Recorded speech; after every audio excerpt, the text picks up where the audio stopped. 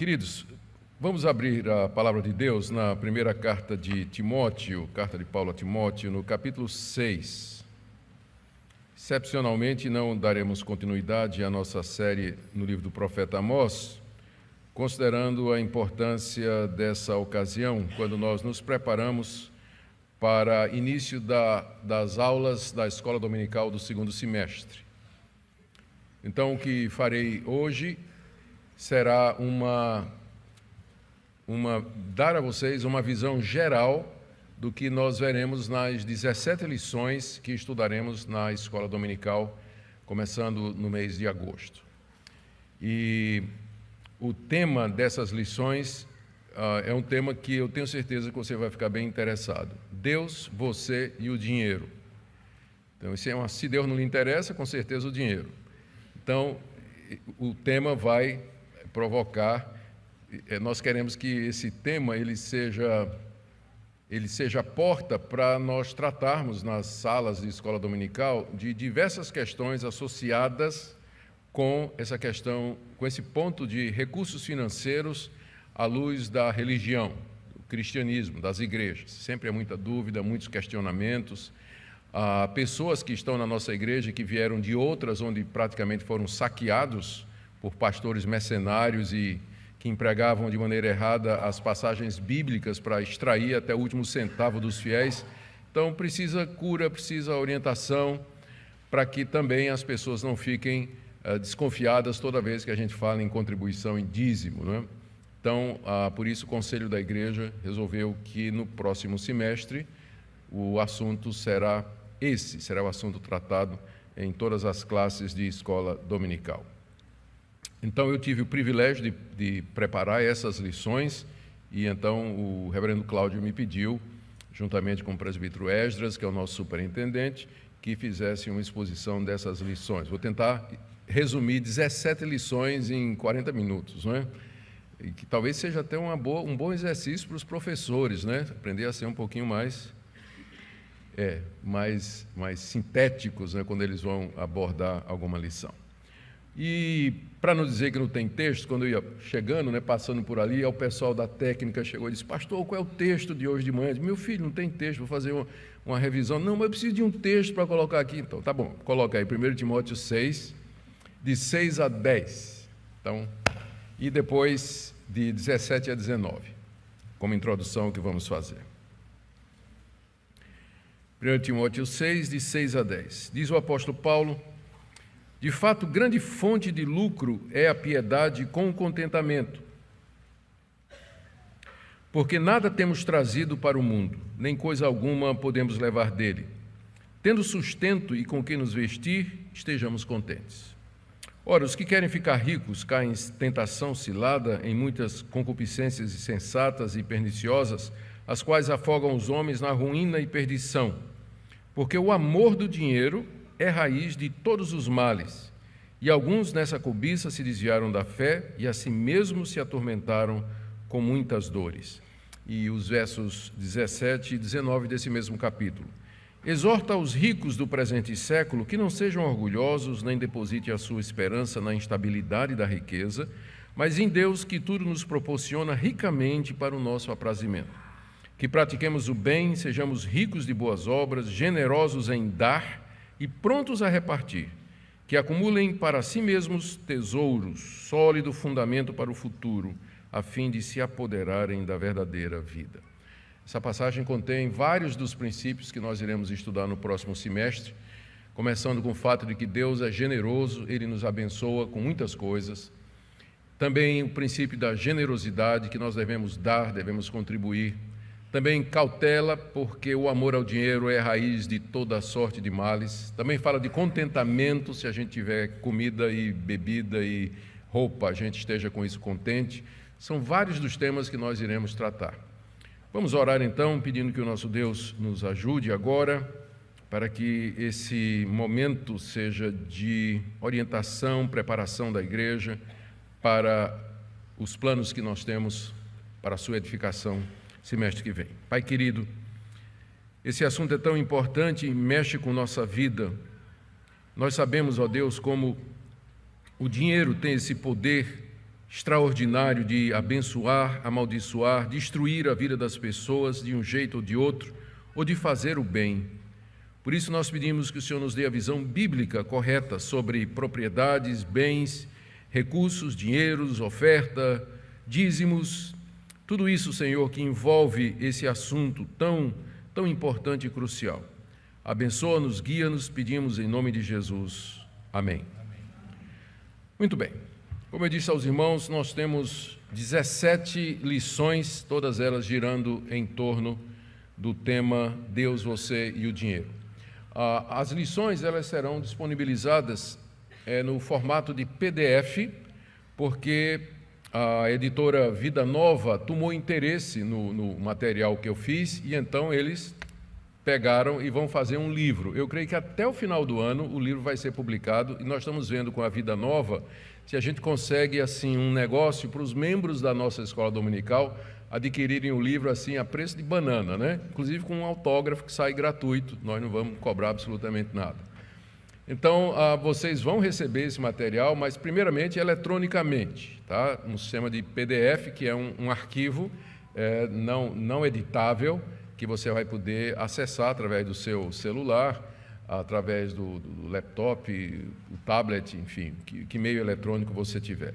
Nos casos bem específicos de gente que é ruim de tecnologia, não sabe o que é PDF, não sabe o que é celular, não sabe o que é nada disso, então a gente pode dar o jeito de uma cópia impressa. E aí, essas exceções, você pode falar com o presbítero Esdras, se você tem realmente dificuldade em acompanhar eletronicamente. Mais adiante, o livro estará à disposição para todos aqueles que o desejarem. A primeira lição é sobre Deus e o dinheiro. E essa lição, ela tem 2 pontos principais. Primeiro, ela procura demonstrar, à luz da Bíblia, que tudo que existe é de Deus. Tudo que existe é de Deus. Tudo que nós temos, o que somos, as riquezas do mundo, as riquezas das nações, as jazidas de petróleo, toda a realidade que nós conhecemos e a qual temos acesso, ela é de Deus, primeiro por direito de criação. Deus, sendo o criador de todas as coisas, Ele possui tudo aquilo que Ele criou. E isso lhe dá o direito de fazer, com tudo que existe no mundo, aquilo que Ele quiser. Por isso que Ele dá riquezas a um, dá menos riquezas a outros, Ele abençoa com bens uma pessoa, um país, uma nação, abençoa outras com menos ou com quase nada, dependendo da sua vontade soberana. Mas esse ponto nós temos que reconhecer que todos os bens do mundo, toda a riqueza é de Deus porque Ele é o Criador. E não somente porque Ele é o Criador, mas por direito de capacitação, porque a resposta que alguém pode dar para isso é: bom, Deus pode ser o dono de tudo, mas eu trabalhei. Isso que eu tenho, eu consegui através do meu esforço, através da minha dedicação. Sim, mas você fez isso porque Deus lhe deu saúde, Deus lhe deu oportunidade, Deus lhe deu condições de você ter uma educação, de ter um diploma. Ele abriu portas, a providência de Deus guiou todas as coisas. Ou seja, quer por direito de criação, quer por direito de capacitação, no final, tudo que temos e somos provém da parte de Deus. Esse é o ponto fundamental. Eu não sou dono de nada. Nós somos apenas mordomos abençoados, encarregados da parte de Deus de cuidar dos bens que Ele nos deu. Segunda parte da lição é que Deus tem um plano para os bens do mundo. Deus tem um plano para todos os seus tesouros, riquezas que Ele generosamente, graciosamente compartilha conosco. E esse plano tem 4 pontos. Primeiro, suprir as nossas necessidades. Esse Deus maravilhoso, gracioso, que é dono de tudo, Ele permite que nós tenhamos bens para que as nossas necessidades básicas de sobrevivência sejam supridas. Nós precisamos comer, precisamos nos vestir, precisamos andar, precisamos nos locomover, precisamos cuidar dos nossos filhos, prover para a nossa família. Então, o primeiro alvo de Deus em nos dar esses bens é que nós supramos as nossas necessidades. Em segundo lugar, Deus nos concede bens para que nós possamos abençoar outras pessoas. Através de nós, Deus quer que parte dos bens que Ele nos dá sejam usados para benefício de outras pessoas. Dependendo da circunstância, nós somos aqueles que abençoam ou somos aqueles que somos abençoados por outros que nos ajudam com os bens que eles receberam, mas isso faz parte do plano de Deus. Em terceiro lugar, o plano de Deus para o dinheiro inclui o sustento da sua obra aqui nesse mundo. Deus podia ter mandado anjos, Deus podia fazer chover dinheiro do céu, mas Ele determinou que o avanço do Evangelho, da igreja e do conhecimento dele fosse feito através da obra missionária, através de esforços e planejamentos que custam dinheiro. Custa dinheiro você abrir uma igreja, custa dinheiro você mandar um missionário, custa dinheiro você começar um ponto de pregação. Bíblias custam dinheiro, livretos custam dinheiro, folhetos para distribuição, manter sites na internet com mensagens evangelísticas, isso custa. Então, um dos projetos, planos de Deus, que é dono de tudo, é que o seu reino seja avançado através dos recursos que Ele nos dá. E por último, o plano de Deus para o dinheiro é que, através do dinheiro, Deus desperta a nossa gratidão. Quem é que não fica feliz quando recebe o contra-cheque no final do mês, né? Quando recebe, ou chega o dinheiro da aposentadoria. Oh, Deus, chegou na hora certa, né? Obrigado, Senhor. Ou então você recebe algum mimo, alguma piscadela de Deus, uma cortesia do Todo-Poderoso, alguma bênção que chegou na hora certa, aquele amigo que de repente resolve lhe abençoar com alguma coisa, e tudo isso provoca gratidão no nosso coração. Uma das maneiras que Deus usa para que o seu povo seja grato é exatamente o desfrute dos bens que Ele concede ao seu povo graciosamente, uma vez que Ele é dono de tudo. Então, essa é a primeira lição. Tudo é de Deus. Deus e o dinheiro, tudo é de Deus, e Deus tem um plano para com os recursos que Ele nos dá. A lição termina com uma conclusão, obviamente, né? E 3 perguntas para você refletir, levar para casa para pensar. A segunda lição é baseada em Mateus capítulo 6, 19 a 34. Queria que você abrisse aí.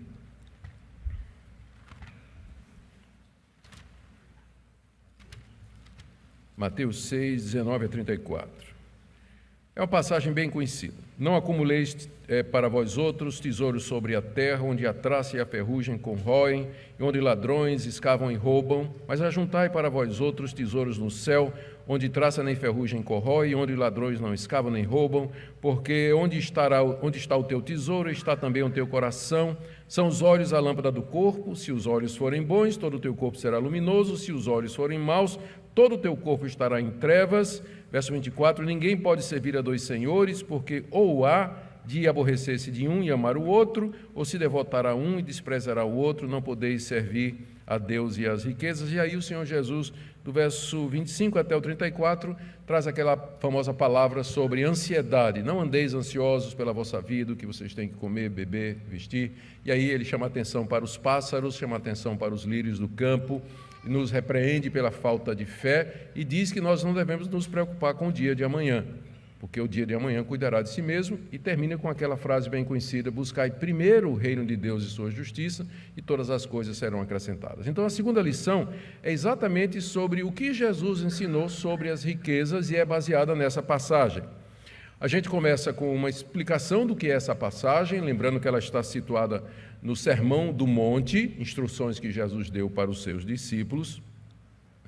E então começa com o questionamento que Jesus faz: quem será o seu Deus? As riquezas ou o Senhor Deus? Então esse questionamento está aí do verso 19 até o verso 21. E Jesus desenvolve essa questão, quem vai ser o seu Deus, o dinheiro ou o Deus verdadeiro, através de 3 contrastes. O contraste entre as bênçãos terrenas e as celestiais, o contraste entre os olhos bons e os olhos maus, e o contraste entre Deus e as riquezas. Você sempre vai ter que escolher um. Você não pode servir os dois.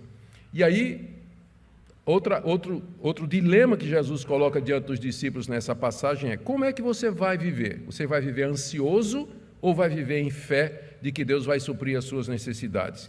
E aí ele aponta para os pássaros e para as flores, e termina dizendo que nós temos que buscar primeiro o reino de Deus e a sua justiça, e todas essas coisas serão acrescentadas. Essa lição, ela visa trazer o impacto do ensino de Jesus sobre nós, com dois objetivos. Primeiro, a questão da prioridade. Nós temos que priorizar Deus e não as riquezas. O alvo da nossa vida é servir a Deus e não amealhar bens.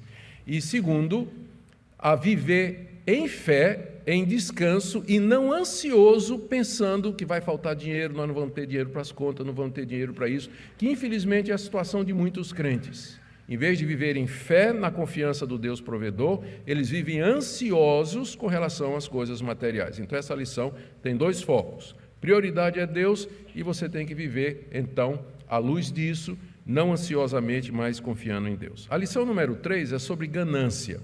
Eu relutei muito em escrever essa lição, porque eu tenho certeza que não é o problema de ninguém. É basear... Hoje eu estou terrível. Bom, deixa eu beber uma água aqui. Essa lição é baseada também nas palavras do Senhor Jesus, mas em outro contexto, em Lucas, capítulo 12, de 13 a 21, que é uma história bastante conhecida. Eu vou resumir para a gente poder avançar. É Lucas capítulo 12, do verso 13 ao verso 21.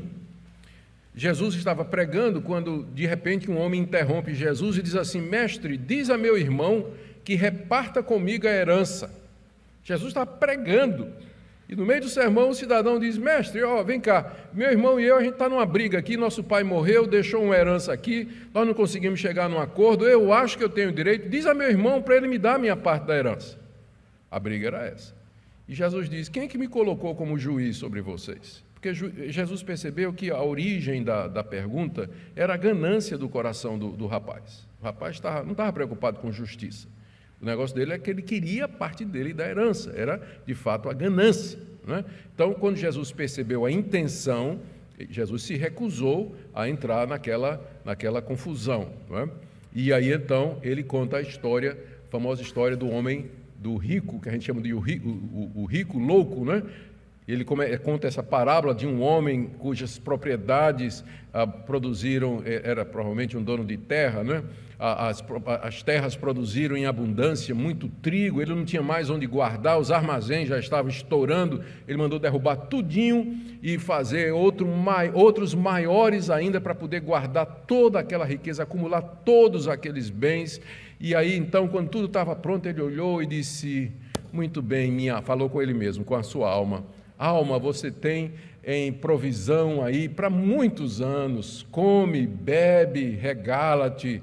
E uma voz do céu disse: louco, hoje à noite pedirão a tua alma, e o que tens preparado, para quem será? Essa é a parábola e história que Jesus contou, e a lição número 3 é sobre isso, pecado da ganância.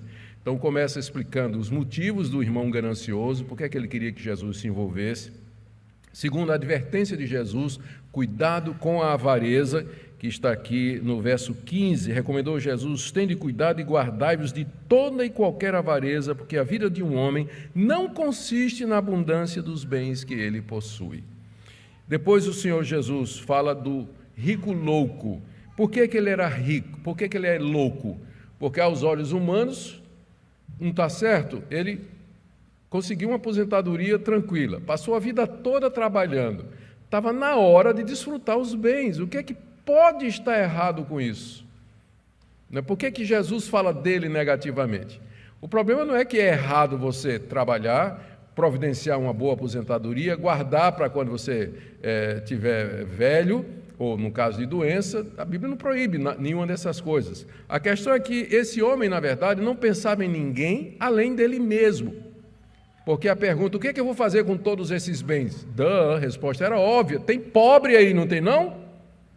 Não pode distribuir com os pobres não? Se o problema é esse, que os teus armazéns não cabem mais, para que derrubar e fazer maior? É só dar o excesso para os pobres. Podia ter feito isso. Ele não pensava em ninguém, não pensava em Deus e não levava Deus em conta, porque a confiança dele era exatamente os seus bens. Alma, tu tens em depósito bens para a eternidade afora, né? Descansa. Ele não pensou em Deus, né?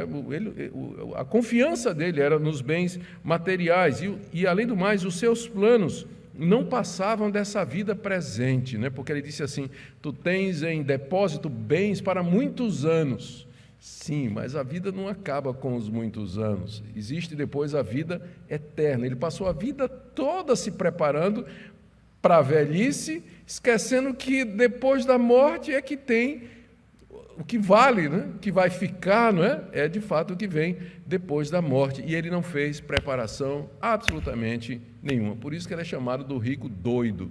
E é doido mesmo, a pessoa que passa a vida toda correndo atrás de riqueza, de bens, cuja confiança está nisso, que não pensa nos outros, não pensa em Deus, então só pode receber mesmo esse nome. Então, essa lição, que é a lição número 3, o título é O Rico Louco, a ganância, e é baseada nessa parábola de Jesus, e o alvo da lição é curar o nosso coração, ou pelo menos nos despertar para ver se existe avareza no nosso coração, se a gente vive dessa forma materialista, né, pensando sempre em nós.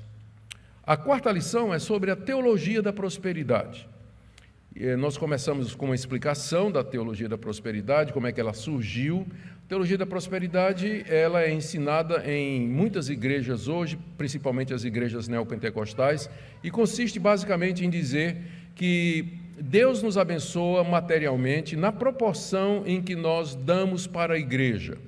Então, já que esse é um princípio bíblico, nós podemos estabelecê-lo como certo. Se você, então, contribui com sacrifício, faz propósitos, dá a Deus, dá à igreja grandes somas de dinheiro, Deus está obrigado a retribuir a você, Deus está obrigado, pela sua própria palavra, a abençoar você 10 vezes mais de tudo aquilo que você tem dado. Então, as igrejas que acreditam nisso fazem muitas campanhas entre os seus fiéis para que eles façam doações grandes e doações sacrificiais até, prometendo que eles vão receber da parte de Deus o dobro, 10 vezes mais de tudo aquilo que eles tiverem dado. Bom, a história mostra que até hoje a teologia da prosperidade só fez prosperar os líderes, porque o povo continua pobre do mesmo jeito. Nós somos quase metade da população brasileira é evangélica. Estou sendo generoso, um terço da população evangélica, um pouco mais, segundo estimativas aí, realmente é evangélica. Só que esses evangélicos, 70% são de igrejas neopentecostais, como a Igreja Universal, a Mundial do Poder de Deus, e todas essas igrejas onde isso é praticado. E às vezes até igrejas pentecostais, a Assembleia de Deus, às vezes tem se deixado levar.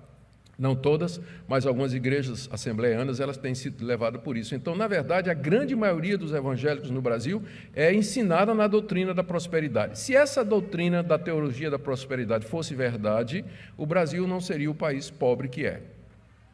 A população não estaria sofrida como está hoje. Então, a própria realidade mostra que é um embuste. É um embuste. Agora, como toda heresia, a teologia da prosperidade diz algumas coisas certas, e depois diz as coisas erradas. E aí, no estudo, nós vamos ver em que é que ela acerta e em que é que ela erra.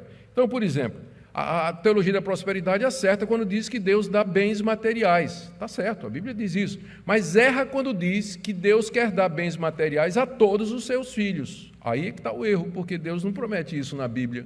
Não promete. Pergunta a João Batista, o próprio Jesus, que não tinha nem um jumentinho, não tinha nada. Paulo passou a vida toda, Paulo é o criador do movimento sem teto, né? Porque na lista de sofrimento dele, ele diz o tempo todo, eu não tenho casa, não tenho onde pousar, não tenho onde dormir. Então, como assim que Deus sempre quer dar bênção material para os seus filhos? A história desmente isso. A teologia da prosperidade acerta com relação a orar por bênçãos materiais. Sim, a gente pode pedir a Deus bênçãos materiais, mas erra quando diz que Deus toda vez vai dizer sim. Deus não vai dizer sim toda vez que você disser, Deus, eu quero um carro do ano. Não vai.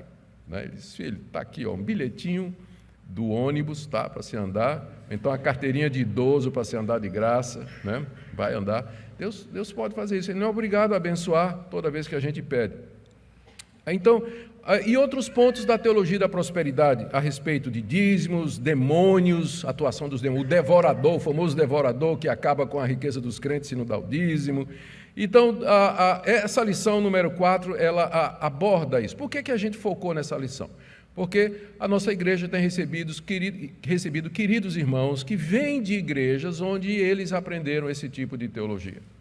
Então é preciso desconstruir, né? Preciso um processo de limpeza, né? Na cabeça, uma limpeza, varrer o lixo teológico, né? Que foi acumulado, para que então eles possam ter uma visão mais clara a respeito disso. A lição número 5 é sobre mordomia cristã. Então, primeiro é preciso esclarecer aqui que mordomia cristã não tem nada a ver com as mordomias dos políticos que tanto são criticadas aí nas redes sociais, não é? A mordomia é um termo que a gente usa, é fácil ilustrar, pensa no mordomo. Mordomo é alguém que é encarregado de cuidar de uma casa e ele tem acesso a todos os cantos da casa, todos os cômodos e móveis e tudo, e a despensa. Então, ele gerencia os bens do seu patrão e ele é responsável por aqueles bens. Então, é alguém que age em nome do seu patrão, que toma conta de uma casa, que faz tudo o que é preciso naquela casa, mas ele não é dono de nada. Ele simplesmente está encarregado de utilizar corretamente aqueles bens. Então, mordomia cristã é o nome que a gente dá à responsabilidade que Deus nos dá como cristãos individualmente e à sua igreja para administrarmos os recursos financeiros que Ele concede à igreja e a nós individualmente. Então, nós começamos com o conceito, revendo o conceito da lição 1, lembrando, Deus é o dono do que existe. Segundo, o homem foi criado como mordomo da criação. A gente faz uma exposição lá de Gênesis, capítulo 1 e 2, onde Deus, após criar o homem, o encarregou de toda a criação. Quando ele foi instalado como mordomo. Depois nós vamos ver a queda e as suas consequências, depois que esse mordomo caiu da graça, o homem. Então, de que forma a queda, o pecado afetou a visão do homem com relação aos bens? Ele já não se vê mais como mordomo, mas como dono. O homem se vê, a humanidade se vê como dona dos recursos, não é? Então, perdeu essa ideia de mordomia, de que nós somos encarregados e não donos. E aí, então, nós entramos no ensino bíblico sobre nossas responsabilidades, mesmo depois da queda. E aí nós tratamos da mordomia do tempo, porque o tempo é um dos bens mais preciosos que Deus nos deu. Lembra daquele versículo da Bíblia, tempo é dinheiro? Não? É porque não está na Bíblia, né? Na verdade, é um provérbio, né? Mas ele reflete bem isso. Tempo é dinheiro. Então, um dos maiores bens que Deus nos dá é tempo. E como é que nós administramos o tempo? O Facebook está aí para provar no dia do juízo que muita gente não orava, não era por falta de tempo, não. Deus né? Deus está lá com o seu perfil, né? Ele vê, ele segue você, pode ter certeza, né? Ele segue você. Então, mordomia do tempo, mordomia do corpo. Deus, outro bem que Deus nos deu é o nosso corpo. Como é que nós cuidamos do nosso corpo? Existe toda uma teologia do corpo dentro da Escritura Sagrada, a gente fala disso, e mordomia dos nossos recursos. E aí a gente aprofunda um pouco mais. 3 pontos aqui: reconhecer que nada nos pertence, usar os bens materiais para a glória de Deus e contribuir para a obra de Deus. Isso faz parte, então, da mordomia cristã. Essa foi a lição número 5, que tem como alvo nos despertar para aquilo que Deus nos fez na criação. Nós somos os gerentes de Deus e responsáveis por tudo aquilo que Ele nos deu. A lição número 6 e a lição número 7 são 2 exposições na segunda carta aos Coríntios, capítulo 8 e capítulo 9, respectivamente. Ali, naqueles 2 capítulos, Paulo trata de princípios de contribuição junto à igreja de Corinto, porque ele estava levantando uma coleta em favor dos pobres da região da Judéia. E os coríntios tinham prometido que iam contribuir, e o tempo já passava já tinha passado um ano, e zero, não tinham contribuído com nada. Paulo, então, manda uma comissão lá, encabeçada por Tito, para encorajar os coríntios, e ele planeja depois fazer uma visita, tudo isso com o propósito de fazer com que a igreja de Corinto contribuísse generosamente para uma oferta que estava sendo levantada para os pobres. Então, nos 2 capítulos, nós temos 12 princípios a respeito de contribuição. Então, na lição 6, que trata do capítulo 8, a gente vai ver: contribuir é graça, não é um fardo, é o que Paulo ensina. Essa graça de contribuir não é só para quem tem, mas também para quem não tem. Pobres e sofredores também podem contribuir, participar dessa graça. Terceiro, contribuição e consagração andam juntos. A razão pela qual muitos não contribuem é porque não são consagrados segundo aquele princípio de que a parte do homem mais difícil de converter é o bolso. Se o bolso do homem se converteu, então o resto já está convertido, pode ter certeza. Mas a última parte que se converte é o bolso. É a história de Zaqueu, né? A história de Zaqueu. Então, contribuição e consagração andam juntos. Quarto princípio, boas intenções não bastam, nós temos que colocar em prática aquilo que nós prometemos com relação à contribuição. Quinto princípio, devemos contribuir de acordo com as nossas posses. Deus não vai tirar o couro de ninguém, nem tirar o pão de cada dia de você. A gente contribui de acordo com as nossas posses. E aí entra na lição 7, que é a continuação. Não deveria ser necessário falar sobre contribuição, porque seria uma coisa natural da vida da igreja. Entretanto, às vezes, por conta da dureza do coração do povo, da demora, é preciso instruir a igreja sobre isso. Sétimo princípio, igrejas que contribuem são estímulo para outras. Paulo fala do exemplo da igreja de Corinto, que estimulou as igrejas da Macedônia. Oitavo princípio, líderes ficam envergonhados quando suas igrejas não correspondem generosamente à graça de Deus. Paulo mesmo estava dizendo, estou com vergonha, que eu estou mandando uma comissão aí levantar oferta, e se for michuruca, eu vou passar vergonha, porque eu disse que vocês eram uma igreja, generosa, e vocês então vão me fazer passar por mentiroso. Paulo está preocupado com isso, né? E os líderes em geral também. Outro princípio, havemos de colher o que nós plantamos. Paulo fala aí em 2 Coríntios 9. Acho que já estou no 8º, não me lembro mais, está aí. Deus nos abençoa financeiramente para que possamos abençoar outros. É outro princípio. E o último princípio de Paulo, a generosidade nas contribuições redunda na glória de Deus. Então, as lições 6 e 7 são uma exposição dos capítulos 8 e 9 de 2 Coríntios, que é provavelmente, de todo o Novo Testamento, a parte onde mais claramente se fala a respeito de contribuição. É graça, é privilégio, é para pobres, é para quem está passando por dificuldade. Através disso, Deus desperta gratidão nos corações. Igrejas que contribuem são generosas, estimulam outras e assim por diante. Então, é um capítulo, são dois capítulos, duas lições bem interessantes para nos ajudar a entender como o Novo Testamento vê essa questão da contribuição. Na lição número 8, a lição número 8 é baseada no livro de Êxodo, nos capítulos 25 a 35. São 10 capítulos, mas não se preocupe não, a lição é curtinha. Esses 10 capítulos tratam de como Deus mandou o povo no deserto construir o tabernáculo. O tabernáculo era uma tenda que foi erigida com determinados móveis e utensílios, que tinha como objetivo servir de centro de adoração dos israelitas. Era ali que Deus se manifestava, era ali que os israelitas iam buscar a bênção de Deus e trazer as suas ofertas. Então, depois que eles saíram do Egito, Moisés sobe ao monte Sinai, o povo fica embaixo esperando, e Deus deu os 10 mandamentos a Moisés, e aí manda e dá também a Moisés instruções a respeito da construção do tabernáculo. O tabernáculo mais tarde serviria de modelo para a construção do templo, quando os israelitas entraram na Terra Prometida, e lá em Jerusalém, Salomão erigiu o templo, que era uma cópia do tabernáculo. Só que agora o tabernáculo era de pano, né? Era de couro, mas o templo então foi edificado com pedras e tudo mais. Então, o que é que a gente vai ver nessa lição? Primeiro, Deus manda construir o tabernáculo. A gente vê que Deus ordena que o povo traga ofertas. Isso aqui é o ponto.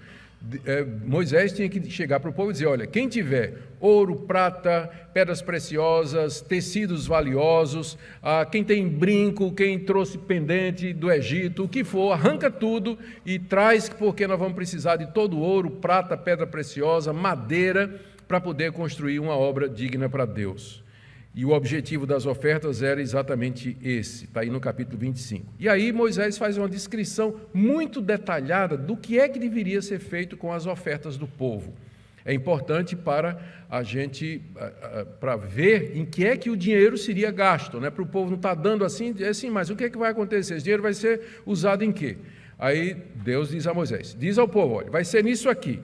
Aí traz os itens do tabernáculo, que inclui a arca, candelabro, altar do incenso, altar de holocausto, o mar de bronze e as cortinas, os utensílios para o braseiro para poder queimar a carne dos animais, tudo é dado em detalhes ali, para saber em que é que o dinheiro que foi levantado do povo haveria de ser usado. E aí o significado, né? O que é que significa? Por que um altar? Né? Por que um altar de incenso? Há um propósito em tudo aquilo, não era apenas suntuosidade, mas para cada item do tabernáculo há um significado e a gente vai ver, aponta tudo para Jesus Cristo e a obra dele na cruz do Calvário. Por isso que hoje nós não temos mais esse tipo de coisa. Mas, por quê? Porque já se cumpriu na pessoa de Cristo Jesus. Depois Moisés fala da mão de obra para o tabernáculo. Quem é que vai trabalhar? E aí Deus levantou pessoas no meio do povo que tinham habilidade, artesãos, mulheres que sabiam costurar, há pessoas que sabiam lavar, marceneiros, pessoas que trabalhavam em talhes, que trabalhavam com ouro, ourives, todo esse pessoal, Deus deu talentos no meio do povo para que então pegassem essas ofertas, as dádivas do povo e transformassem naquilo que deveria ser feito. Mas o ponto principal dessa lição aqui é a generosidade do povo de Israel, que é tratada no capítulo 35. O texto diz que o povo, quando viu os planos, ouviu o apelo de Deus, viu os planos, o que é que ia ser feito, o povo começou a trazer.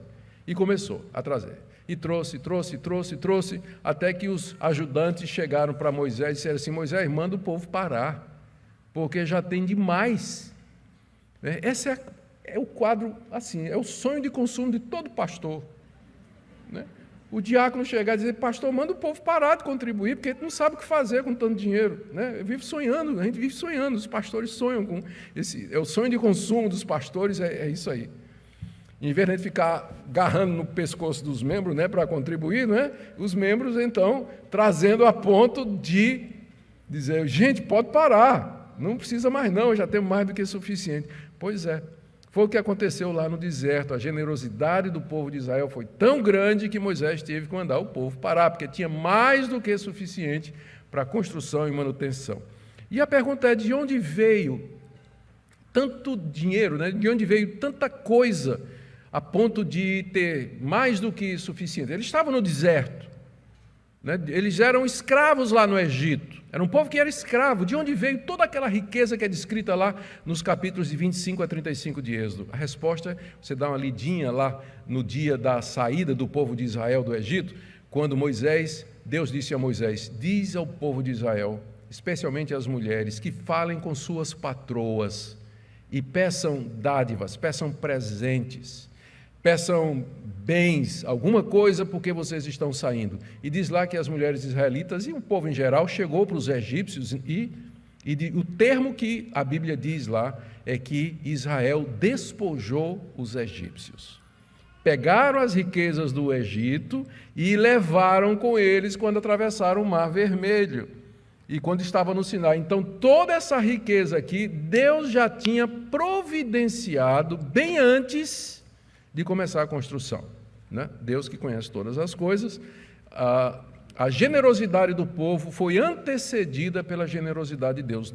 Diz lá o texto que Deus moveu o coração dos egípcios, e os egípcios voluntariamente deram bens, prata, ouro, para aqueles que tinham sido seus escravos, de forma que eles não saíram de mão vazia do Egito. E o ponto é que o nosso Deus supre. Ele dá as condições para que nós sejamos generosos. Nós podemos contribuir mais do que pensamos, porque olha para trás o quanto Deus já supriu e quanto Deus já não deu para vocês.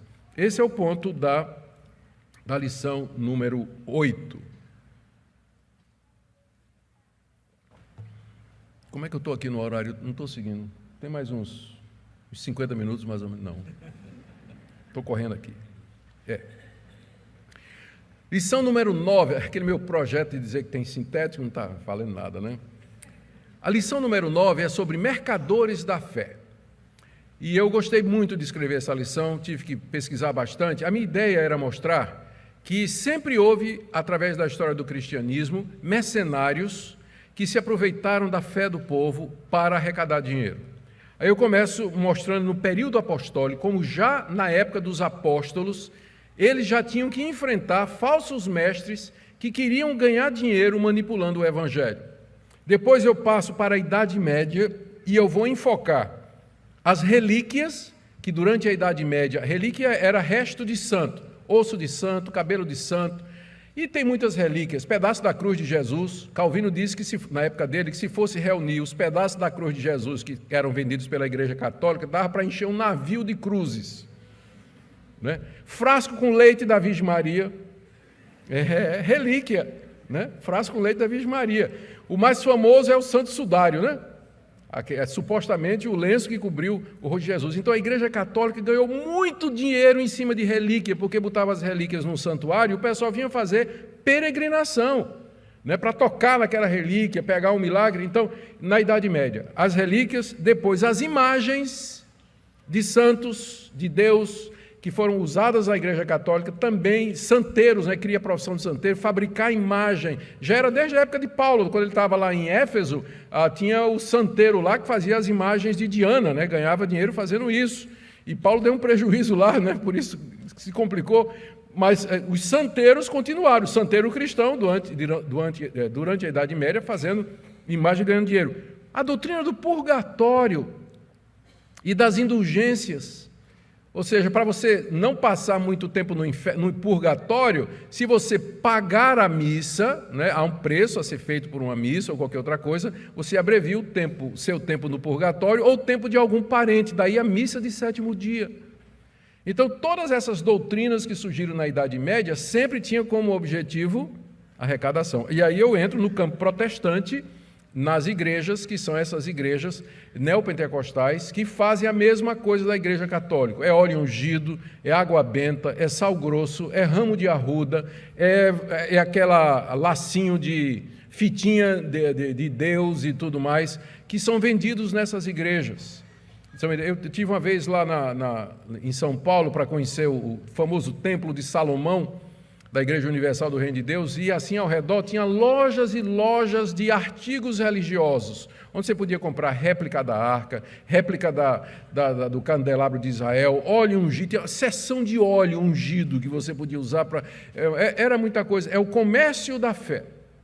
Então isso existe desde o período apostólico e a lição está aqui para abrir os nossos olhos a respeito disso aí. A lição número 10 é uma exposição da terceira carta de João, que eu já preguei aqui na igreja, que trata de Gaio, Diótrefes e Demétrio. Fala de Gaio, aquele homem generoso que hospedava missionários e empregava dinheiro para a obra. Fala de Diótrefes, o ambicioso, que era inimigo desse tipo de coisa e queria impedir a obra de Deus. E Demétrio, o fiel, que era um desses missionários que Deus usava. O ponto da lição é mostrar que no período apostólico, as missões só puderam acontecer por conta de pessoas como Gaio, que eram generosos e que contribuíam financeiramente para pessoas como Demétrio, que eram enviados para pregar o Evangelho em lugares distantes. A lição número 11 é baseada em Efésios 4:28, que diz assim: aquele que furtava, não furte mais, trabalhe com as mãos fazendo o que é bom, para que tenha com que acudir ao necessitado. Então, o título da lição é Como Adquirir Bens. Então, primeira parte, aquele que furtava, não furte mais. Primeiro subtítulo, crente ladrão. Vocês vão gostar dessa lição. Crente ladrão. Segundo, furto brota do coração. Terceiro, ladrões perdoados. Que bom, né? Pode ser perdoado, desde que pare. Bom, a segunda parte da lição, trabalhe com as mãos fazendo o que é bom. Aí, preguiça e roubo andam juntos. Trabalho é o caminho ordenado por Deus, trabalhe fazendo o que é bom e, por fim, para que você tenha com que acudir ao necessitado, não devemos negligenciar nossa família e trabalhar para ajudar os outros. É uma exposição de Efésios capítulo 4:28, Deus mostrando de que maneira a gente e por que a gente deve adquirir bens. Não adquirir com roubo, mas com trabalho, adquirir para abençoar-nos e também abençoar o próximo. E, finalmente, a lição que todos estavam esperando. O dízimo no Antigo Testamento, lição número 12. Então, nós vamos mostrar que o dízimo era adoração. Segundo, que o dízimo ele já era praticado antes da lei, o caso de Abraão e de Jacó. E aí entraremos como era o dízimo na lei de Moisés. O dízimo era dado de quê? 10% de quê exatamente? E para quem era dado o dízimo? E onde o dízimo deveria ser entregue? E quando os israelitas deveriam entregar o dízimo? E aí, entramos naquela famosa passagem de Malaquias: roubará o homem a Deus? Onde, então, Deus diz: vocês estão me roubando no dízimo e oferta. E aí perguntamos até que ponto isso tem aplicação para o cristão. E a lição número 13 é o dízimo no Novo Testamento. Então, nós, na lição, começamos dizendo que o dízimo não começou com a lei de Moisés. Fazemos um estudo sobre os primeiros cristãos e os dízimos, e em que os recursos dos cristãos eram usados, sustento da obra e cuidado dos pobres, e as referências no Novo Testamento sobre dízimo, especialmente aquela de Jesus aos fariseus: vocês deviam não somente dar o dízimo, mas também praticar misericórdia, etc. E a passagem de Hebreus que diz que Abraão pagou dízimos a Melquisedeque, ou em outras palavras, a Cristo. E terminamos dizendo que o dízimo não é lei, é graça. Dízimo não é lei, mas é graça. Capítulo 14 é o capítulo sobre combatendo a ansiedade, é baseado em Filipenses capítulo 4, de 6 a 9. Nós começamos definindo o que é ansiedade e o que é que nos deixa ansiosos, e as 3 orientações que Paulo dá para enfrentar a ansiedade. Primeiro, orando corretamente. Segundo, pensando corretamente. E terceiro, vivendo corretamente. O alvo da lição é nos ajudar a nos livrar da ansiedade com relação ao futuro, aos bens e tudo mais. Lição número 15, falta só 3, estou terminando, é baseada no livro do profeta Abacuque. É todo o livro do profeta Abacuque, numa lição só. O título é Ainda que a figueira não floresça. O livro examina a crise de fé do profeta Abacuque quando ele viu o desastre que ia acontecer com a nação quando Deus enviasse a Assíria para invadir Israel. Por que Deus ia fazer isso com o seu povo? A crise ficou pior porque ele orava e Deus não respondia. E quando Deus respondeu, ele não gostou da resposta. E aí entrou em crise de novo, porque Deus ia usar a Síria para castigar Israel. O pior que Israel fosse era o povo de Deus. Os assírios eram pagãos. Deus usa o mal. Como é que Deus é o autor do mal? Aí ele entra nessa crise. E finalmente, então, Deus lhe dá uma resposta de que ele vai punir os assírios, e aí o coração de Abacuque descansa, e ele termina o livro com aquela frase pela qual o livro é conhecido: ainda que a figueira não floresça, que não haja fruto na vide, o produto do campo minta, e não haja fruto na oliveira, ainda assim eu me alegrarei no Senhor e regozijarei no Deus da minha salvação. Quer dizer, apesar de que eu vou perder tudo que eu tenho, e ele ia mesmo, né? Na invasão os israelitas perderam tudo que tenho, ainda que Deus tire tudo de mim, todos os meus bens, eu não perderei a confiança nele, eu continuarei a me alegrar em Deus. Então é uma lição sobre contentamento em momentos de crise, momentos difíceis, quando você perde seus bens, perde a renda, a fonte de sustento e tudo mais, perde a saúde. Então o livro de Abacuque, ele é usado exatamente para nos trazer essa felicidade aí, na hora de dificuldade. A lição 16 é a responsabilidade social da igreja. Aqui nós fazemos, é mais uma lição histórica. A gente faz um apanhado do que é que João Calvino fez na cidade de Genebra quando a reforma protestante começou lá. A gente vai lembrar como era Genebra na época de Calvino, extremamente pobre, muitos analfabetos, doentes. Depois o ensino de Calvino, quando ele assume a cátedra para ensinar lá na Catedral de São Pedro, né, que era a igreja principal de Genebra. Então, o que é que Calvino ensinava sobre males sociais, o senhorio de Cristo e a restauração da sociedade, e o que ele ensinou sobre a responsabilidade da igreja. A igreja tem um ministério didático de ensinar os crentes a respeito da responsabilidade social e de advertir os governantes. Tem um ministério político, né, que é falar exatamente ao Estado a respeito das suas obrigações, e o ministério social, que é prover para os pobres e para os necessitados. E aí, lembrando o que é que Calvino fez em Genebra: abriu o primeiro hospital geral da Europa, pegou um convento de Santa, não sei das quantas, e ele transformou no primeiro hospital geral, abriu a primeira escola primária gratuita da Europa para meninos e meninas, estudo João Calvino em Genebra. Os refugiados que vinham para Genebra, eles tinham 3 meses para aprender uma profissão. Era proibido mendicância, que era mendigo, rua. Ou aprendia uma profissão para trabalhar, ou ia embora. Mas quem ficava em Genebra tinha que trabalhar. Né? Já pensou que maravilha? Né? Pessoas de maravilha. Então, Calvino colocou essas leis em Genebra e Genebra funciona como... A Genebra, na época de Calvino, funciona como um exemplo e um modelo do que é que cristãos esperariam da sociedade em termos de justiça social e implantação do cristianismo. Eu creio que vai ser uma lição que vai abrir os olhos para a gente ver que outras épocas da igreja enfrentaram os mesmos problemas que nós enfrentamos. A última lição é uma análise no livro de Provérbios sobre os bens materiais. O que é que os sábios de Israel nos dizem a respeito das riquezas dos bens materiais?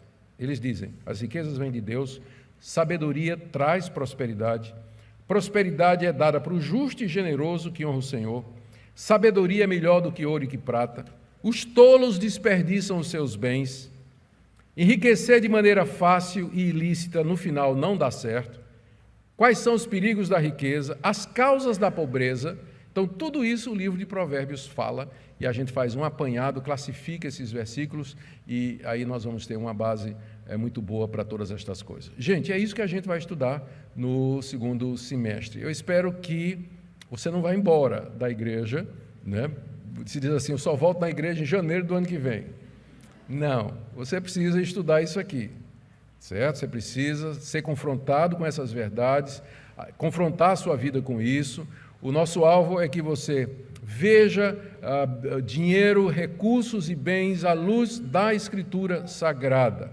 Que você aprenda a ser generoso, que você aprenda a confiar em Deus, a não viver ansioso, você possa discernir a ação dos falsos profetas no que diz respeito a arrecadação de bens, que é feito no meio evangélico, talvez reciclar sua cabeça, você que aprendeu errado a respeito disso, ou seja, essas lições elas têm uma abrangência muito grande e eu creio que uma relevância também grande, dado o momento que nós estamos vivendo. Amém? Nós vamos orar agora, encerrando, e em seguida nós passaremos à escola dominical. Na escola dominical, que eu vou ter o privilégio de ministrar, eu vou falar sobre como ler e interpretar a Bíblia. Então, vai ser uma pequena aula de interpretação, tá bem? Oremos.